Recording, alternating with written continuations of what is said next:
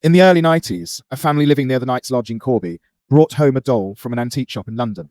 What followed was a series of events that would leave lasting scars, strange movements, and tragedy. The teenage girl who was the vessel for the paranormal entity has never spoken publicly until today. More than 3 decades later, she has agreed to speak with us. To protect her identity, her face will remain hidden, her voice changed, and her name will not be revealed. Can you tell me what family life was like before the events? I came from a loving family. My mum was a part-time cleaner at school, and my dad was a local truck driver. My brother and I were your typical 90s kids. When school was out, we were riding our bikes, building dens, and coming back for dinner when the streetlights were turning on. It was a safe neighbourhood, we all knew each other, and people would leave their doors open.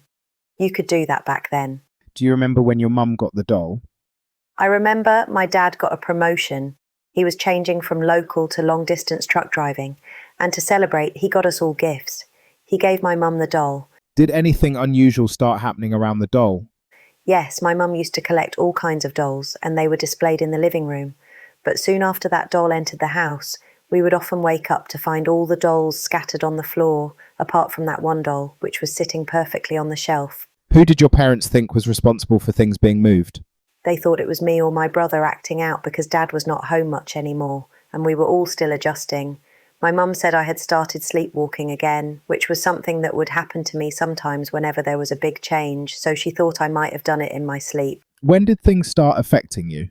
It was hard to tell, really, as my brother was a little trickster and had started moving stuff himself, thinking it was funny. I was feeling low as Dad wasn't going to be able to be home for my birthday. So my mum let me have a couple of friends stay over, and it was a good night.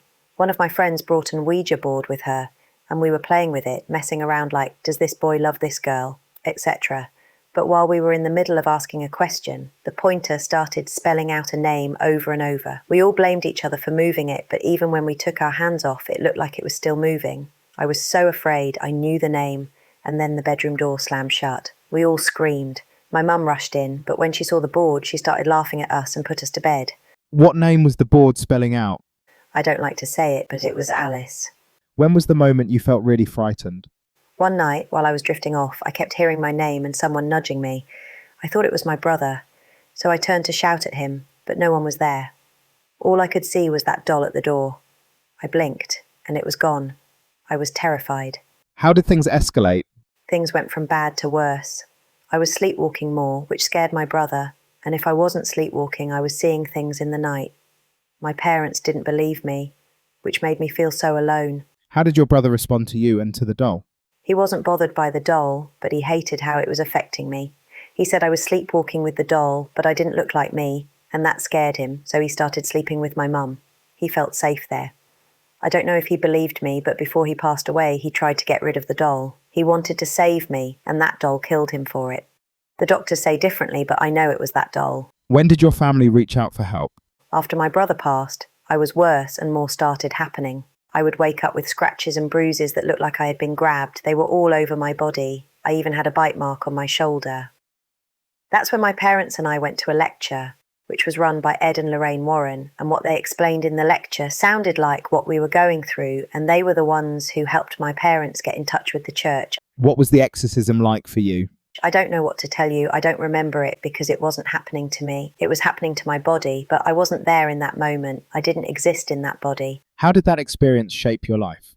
I don't take it for granted, losing my brother the way we did. I have to live my life for both of us. There are times I can't believe it's over, but I'm so grateful it is.